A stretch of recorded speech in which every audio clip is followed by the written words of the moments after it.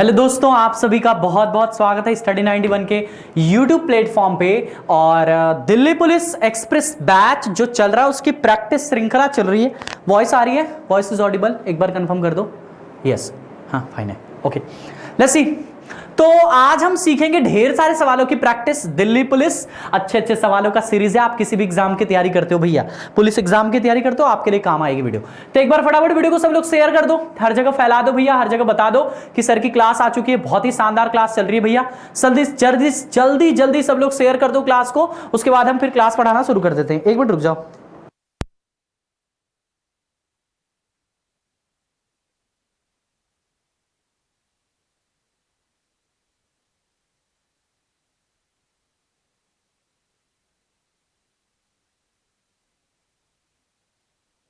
तो शुरू करते हैं। एक बार जल्दी से सब लोग वीडियो को फटाफट शेयर कर दो भाई, हर जगह बता दो, फैला दो कि हाँ सर की क्लास आ गई है। दिल्ली पुलिस बहुत ही शानदार सा बैच है, मजा आएगा आप सभी को इस बैच के अंतर्गत। और जिसमें बैच वैच कुछ नहीं, सिर्फ आपको प्रैक्टिस कराई जाएगी आज से लेकर जब तक एग्जाम है। आज ही इसकी दूसरी श्रृंखला है। चलो सवालों की तरफ चलते हैं। स्टडी 91 का एप्लीकेशन जरूर डाउनलोड करें और सबसे पहले वीडियो को लाइक और शेयर, ये सबसे पहला आपका काम होना चाहिए।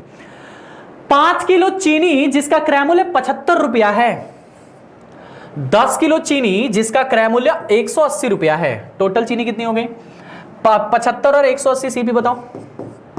75 180 255 हो गया। 255 की चीनी हो गई जितने में आपने खरीदा है। उनके आपस में मिश्रित करके 300 रुपया में बेच दिया जाता है। ओह अच्छा, बेच दिया गया, मैंने एसपी दिया हुआ है। कह रहा है कि लाभ प्रतिशत बताओ। अरे सिंपल है यार, यहां से कितने का प्रॉफिट हुआ है, प्रॉफिट परसेंट बता दो बस। ये 15-10 के सिर्फ बेवकूफ बनाने के लिए दिया है सवाल में, ठीक है ना।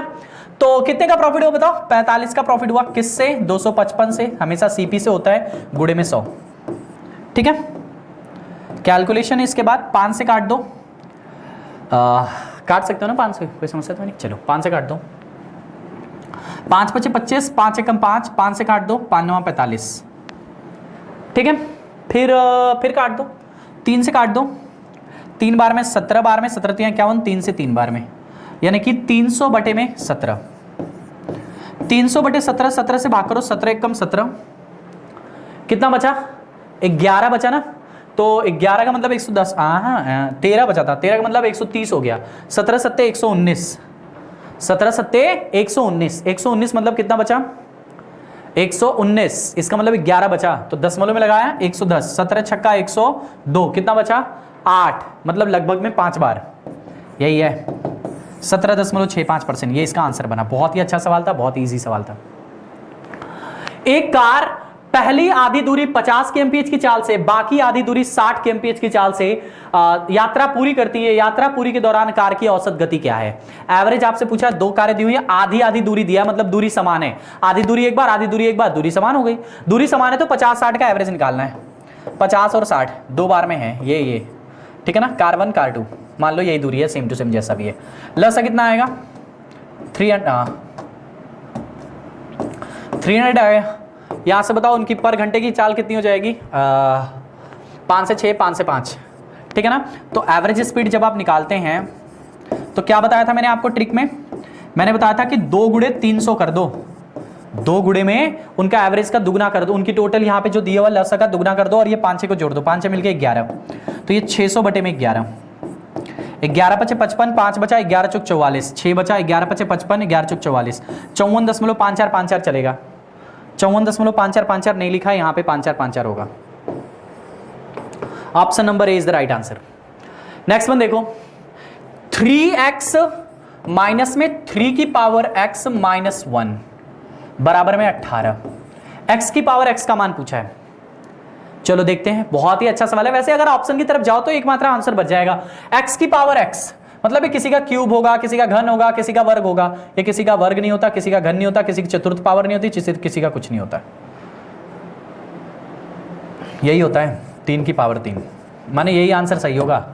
100% लगा भी सकते हो। देखो कैसे, बिना लगाए भी आपने आंसर लग दिया। यही एक्यूरेसी चाहिए और यही स्पीड चाहिए एग्जाम में, जिससे आप थोड़ा सा स्मार्ट वर्क करके अपना काम बना सकते हो। इसको देखो क्या लिखेंगे, 3x माइनस में 3 की पावर x, और ये -1 है, -1 है, इसका मतलब 3 नीचे चला जाएगा। 3 नीचे रहेगा तभी तो ऊपर जाके माइनस होता है, तो 3 नीचे आ गया, बराबर में 18। 3x कॉमन ले लो तो क्या बचेगा 1 माइनस 1/3 बराबर में 18। 3 एकम 3 माइनस 1 2/3 यानी कि 3 की पावर x गुणे में 2/3 बराबर में 18। अब यहां से इसने इसको काट दिया, देख लो कितनी बार में, 2 ने इसको काट दिया 9 बार में, 3 9 त्रिक 27, 3 की पावर x बराबर 27 यानी कि 3 की पावर x बराबर 3 की पावर 3, 27 का मतलब 3 होता है, 3 से 3 बराबर x का मान आ गया 3। x का मान कितना आ गया मेरे भाई 3 आ गया। आपसे क्या पूछा था x की पावर x यानी कि 3 की पावर 3, 3 की पावर 3 का मतलब 27, लगाने की जरूरत नहीं थी, डायरेक्ट आंसर बता सकते हो, मैंने पहले ही कहा था लगा सकते हो ऐसे ही। यदि 3 भिन्न संख्याओं का लसअ 120 दिया हुआ है तो निम्नलिखित में से कौन सा उनका मस नहीं हो सकता।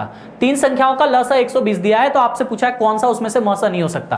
भाई एकदम सिंपल तरीका है, सुनो ध्यान से, अगर 3 संख्याओं का लसअ दिया हुआ है कितना 120 तो निम्नलिखित कौन सा मस नहीं हो सकता। मस हमेशा संख्या को काटती है, 8 120 को काट देगा मतलब ये हो सकता है, 12 120 को काट देगा मतलब ये हो सकता है, 20 120 को काट देगा मतलब ये हो सकता है, लेकिन 16 नहीं काटेगा, ये नहीं हो सकता, इसलिए यही वाला इसका आंसर होगा। तो 16 इज द राइट आंसर। कौन सा 16 इज द राइट आंसर। 16 120 को नहीं काटेगा, लसअ हमेशा मसअ से कट जाता है, 8 से कट जाएगा, 12 से कट जाएगा, 20 से कट जाएगा, लेकिन 16 से नहीं कटेगा, इसलिए 16 इसका मसअ कभी जिंदगी में नहीं हो सकता। ठीक है भैया, नेक्स्ट देखो, P आदमी P दिन में प्रति घंटा P काम करके P इकाई कार्य संपन्न करते हैं, N आदमी N दिन में प्रति घंटा N कार्य करके कितने इकाई कार्य समाप्त करेंगे। अरे भाई ये बताओ, P1 T1 बटे में W1 बराबर में P2 T2 बटे में W2। अब ये सवाल में मुझे बताना पड़े तो मेरी बेइज्जती है, बताओ। चाहे कोई भी बच्चा हो, चाहे यूट्यूब पे पढ़ा हो, चाहे पेड में पढ़ा हो, चाहे दिल्ली पुलिस का बच्चा हो, वो इसको लगा लेगा बहुत आसानी से। P आदमी P दिन में P घंटे काम करके P इकाई काम करता है, N आदमी N दिन में N घंटे कार्य करके कितना इकाई कार्य करेगा, यही तो पूछा है। P से P खत्म, बस ये तो बचा। W2 बराबर में ये N cube divide by P का square, N cube divide by P का स्क्वायर, ये इसका आंसर बन गया।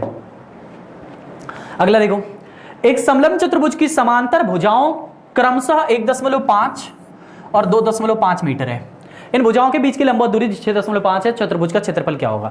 जो समलंब चतुर्भुज होता है उसके जो क्षेत्रफल का फॉर्मूला होता है ना, वो होता है 1/2 गुणे समांतर भुजाओं का योग। समांतर भुजा मतलब 1.5 प्लस में 2.5 इंटू में इसकी ऊंचाई जो कि 6.5 दे रखी है, बस 1/2 गुणे समांतर भुजाओं का योग इंटू में ऊंचाई इस समलंब चतुर्भुज का क्षेत्रफल होता है। समलंब चतुर्भुज का मतलब ट्रेपेजियम हो गया, ठीक है। तो 2.5 और 1.5 मिलकर कितना हुआ 4, 4 को 2 ने काट दिया 2 बार में, 2 गुणे में 6.5 कितना आ गया 13 वर्ग मीटर।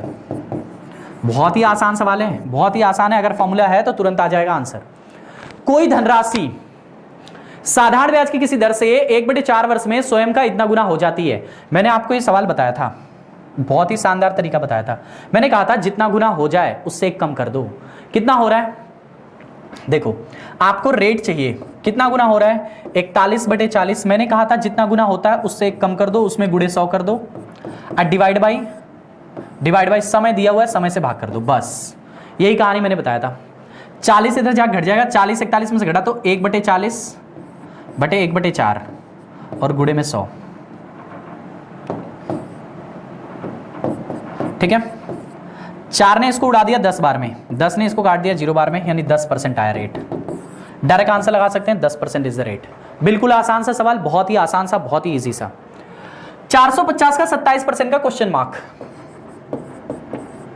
27% मतलब 27/100 का क्वेश्चन मार्क परसेंट मतलब क्वेश्चन मार्क बटे में 100 बराबर में 76.5 है। तो क्वेश्चन मार्क की जगह क्या आएगा, 4 ऑप्शन दिए हुए हैं, देखो लगा लो इसको भाई, ये तो आसान है एकदम। ये 0 से 0 खत्म हो गया, 5 से काट दो, 5 से कितनी बार में 9 बार में, 5 से काट दो 20 बार में, ठीक है ना। और तो कुछ कट नहीं रहा है यहाँ से, और कुछ कट रहा है क्या, 9 8 72, 4 बच रहा है, 9 से कट जाएगा, 9 से इसको काटो, 9 8 72, 4 बचा, 9 5 42, 5 बार में, ठीक है ना। तो 85 दूनी के कितना हो जाएगा 27 गुणे क्वेश्चन मार्क बराबर में 20 मतलब 200, 85 गुणे 200, 85 दूनी के कितना होता है 170, तो 170, ठीक है ना। 85 दूनी के 20 का गुणा हुआ तो कितना हो गया 70 और 10 और है 1700, तो क्वेश्चन मार्क का जगह क्या आ जाएगा आप बताओ। 1700 बटे में 27, ठीक है। कैलकुलेटिव हो गया है तो काफ़ी, देख लो यहाँ से इसको भाग करके देख लो कितना आ रहा है आंसर। नन ऑफ दीज आएगा यार आंसर, नन ऑफ दीज दिया तो है, क्या मतलब है सॉल्व करने का, none of these is the right answer, कुछ और आएगा, ठीक है ना, इसको सॉल्व कर लेना, आगे मिल जाएगा आंसर।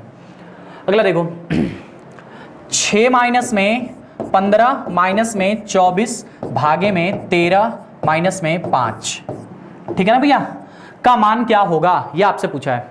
चलो देखते हैं। 6 माइनस, पहले किसको भाग करेंगे, पहले इसको सॉल्व करेंगे ना, पहले इसको सॉल्व करेंगे तो बड़ा मजला ब्रैकेट है तो इसको वैसे रहने दो।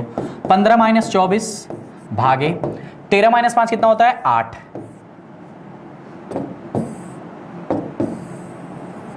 ठीक है ना, ठीक है, ये हो गया। अब इसके बाद भाग कर लो इसमें, 6 माइनस, पहले इसको करेंगे तो 8, 24 में 8 से भाग दिया 3, 15 माइनस 3, ठीक है, 15 माइनस 3 मतलब 12, 6 माइनस 12, आंसर कितना है माइनस में 6 है, तो आंसर ही नहीं आया।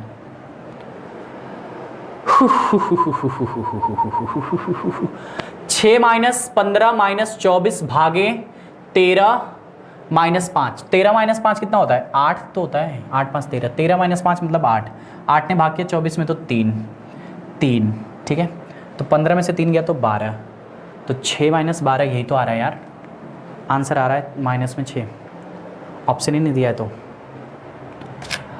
देख लेते हैं एक बार। 6 माइनस क्या लिखा हुआ है, 6 माइनस 15 माइनस 24 भागे 13 माइनस में 5, तो पहले 13 माइनस 5 को भाग करेंगे तो 13 माइनस 5 होता है 8, तो 24 भागे 8 कितना होगा, 24 भागे 8 होगा, 8 तरीके 24 3, तो 15 माइनस 3 कितना होगा, 15 माइनस 3 होगा 12, तो 6 माइनस 12 कितना होगा माइनस में 6, सही तो है ऑप्शन, चला देख लेना कहीं क्वेश्चन में मिस्टेक होगा, ठीक है ना, सही करके डाल दूंगा पीडीएफ। चलो अगला देखो, साझे के एक व्यापार में ए कुल पूंजी का 1/6 भाग 1/6 समय के लिए और बी कुल पूंजी का 1/3 भाग 1/3 समय के लिए सी पूंजी का शेष भाग पूरे समय के लिए निवेशित करता है।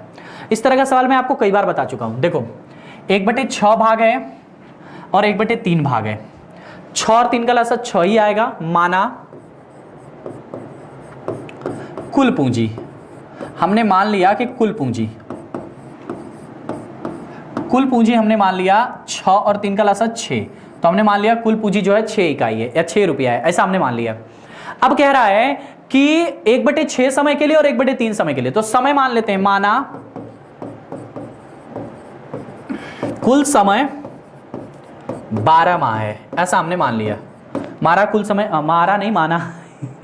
माना कुल समय 12 माह है। अब यहां से देखो क्या कह रहा है कि तीनों का रेशियो निकालो, लाभांश निकालो, उनके प्रॉफिट का रेशियो निकालो, प्रॉफिट का रेशियो ए बी और सी का, कह रहा है 1/6, अब ए 1/6 तो कुल पूंजी है 6, 6 का 1/6 कितना होगा 1, तो 1 भाग 1/6 समय के लिए, टोटल आपके पास 12 महीना है, 12 का 1/6 कितना आएगा 2 महीना, तो 2 महीना के लिए लगाया है।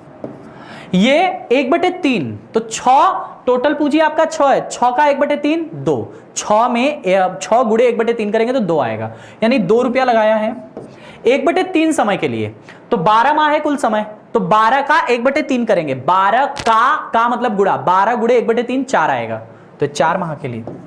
सी शेष पूंजी, अच्छा बताओ यहां से समझो, 1 इसने लगा दिया, 2 इसने लगा दिया, नहीं 3 लगा दिया इन्होंने, टोटल पूंजी कितनी थी 6, तो 1 पूंजी इसने लगाया, 2 पूंजी इसने लगाया, मतलब 3 पूंजी अभी भी बची हुई है, तो 3 पूंजी इसने लगा दिया। कह रहा है कि पूरे समय के लिए, पूरा समय कितना है 12 माह, मतलब 12 माह के लिए लगा दिया। बस ये इनके लाभांश का रेशियो है। चलो देख लेते हैं क्या है, कुछ कट रहा है, 2 से 2 खत्म, 2 से 2 खत्म, 2 ने काट दिया 6 बार में, तो यहां बचा 1/4 अनुपाते 6 18, 18 4 22 1 23, यानी कि यहां से जो टोटल लाभ बना, टोटल लाभ वो कितना बना 23 का रेशियो, और टोटल लाभ आपको दिया हुआ है 4600, यानी 1 का अनुपात कितना आ जाएगा 200, 23 दूनी के 46, 1 का अनुपात कितना आ गया 200। आपसे पूछा है बी का लाभ कितना होगा, बी का मतलब 4 का अनुपात है, तो गुणे में 200, 4 दूनी के 800, 800 रुपया मिलेगा बी को। कितना मिलेगा 800 रुपया इज द राइट आंसर। बहुत अच्छा सवाल है, साझेदारी का बहुत ही प्यारा सा सवाल है, ऐसा सवाल करा चुका हूं, जाके साझेदारी में पढ़ो, पूरी आपको मैं अर्थमेटिक पढ़ा रखा हूं, ठीक है ना, पूरी अर्थमेटिक आप पढ़ सकते हैं, स्टडी 91 के प्लेलिस्ट में जाइए, 1 से लेकर पूरी अर्थमेटिक मैंने आपको पढ़ा दी है। किसी भिन्न के अंश तथा हर का अंतर 5 है, ऑप्शन, अगर इस तरह का सवाल आए तो ऑप्शन, अंश और हर का अंतर 5 है, यहां है, 4 दूनी के 8 एक 9, 9/4 है, मतलब यहाँ भी है 3 एक कम 4 3 12 एक 13, 13/4। यहाँ 5 का अंतर नहीं है, मतलब ये ऑप्शन नहीं हो सकता, ये भी ऑप्शन नहीं हो सकता। हाँ, अंश और हर का अंतर 5 है, ये हो सकता है। अगर 6/1 लिखें तो ये हो सकता है, ठीक है ना। अंश और हर का अंतर 5 है, ये हो सकता है। इसके हर में 5 जोड़ने पर भिन्न एक सही 1/4 हो जाती है, मतलब एक ऑप्शन तो गलत हो गया। और इसमें अगर 5 जोड़ोगे, इसके हर में 5 जोड़ने पर 5 जोड़ दोगे तो 6/6 1 हो जाएगा, मतलब ये ऑप्शन भी गलत हो गया। 2 ऑप्शन गलत हो गए, 2 ऑप्शन आपके पास बचा हुआ है। कह रहा है कि इसके हर में 5 जोड़ने पर, इसमें अगर हर में 5 जोड़ोगे तो 1/11 हो जाएगा, जो कि इतना नहीं आ रहा है, तो ये भी गलत हो गया। ना ना ना ना ना ना ना ना, कह रहा है कि पहली भिन्न से इतना कम हो जाता है, पहली भिन्न से इतना कम हो जाता है, मतलब इन दोनों का डिफरेंस इसके बराबर आना चाहिए। 1/6 और 1/11 का डिफरेंस, 11 6 66, 11 - 6 नहीं बनेगा, ये नहीं आएगा, मतलब ये ऑप्शन भी गलत हो गया। सिर्फ यही एक ऑप्शन बचा, यही इसका आंसर होगा। देख सकते हैं 9/4 में अगर हर में 5 जोड़ दोगे तो 9/9 आ जाएगा। अगर हर में 5 जोड़ दोगे यानी 9/9 यानी कि 1 आ जाएगा।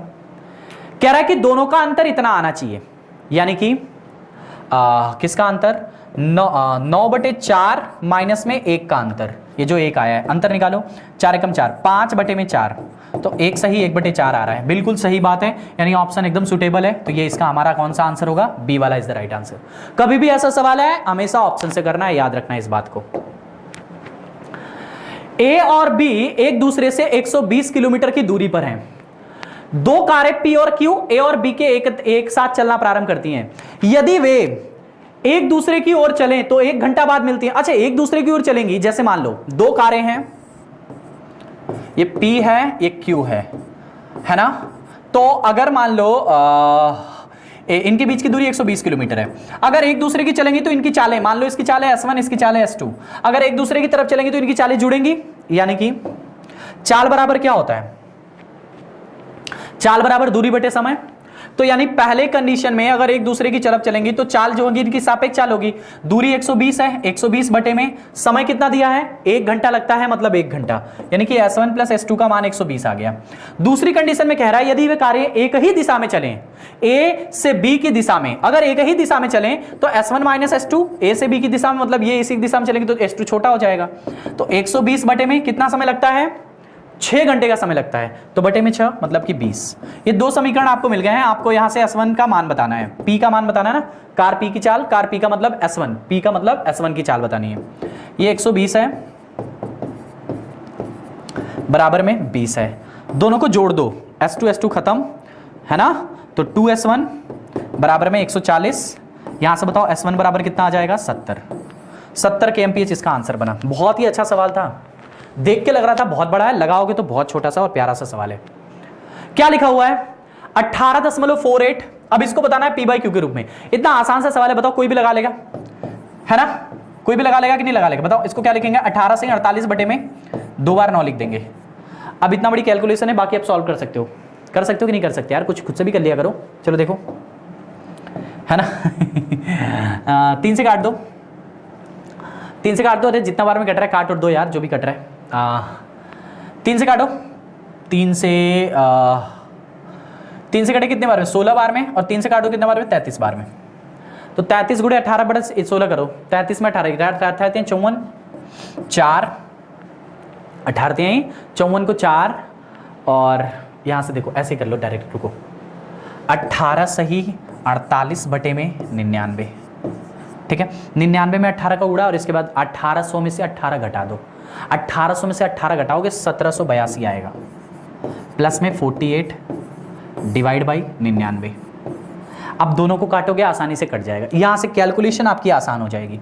काटो यहां से, 3 से काटोगे तो 3 से 3 बार में, 3 बार में, 3 से इसको काटो, 3 छक्का 18 ना 3 पचे, सॉरी 6 बार में जाएगा ही नहीं, 3 बचे 15, 2 बचा 28, 3 9 27, फिर कितना बचा 1, मतलब 3 चौको 12, और 3 से काट दो तो 16 बार में, यानी कि इसको जोड़ो तो 6 मतलब 610, 610 बटे 33, 610 बटे 33, ये इसका आंसर बन गया।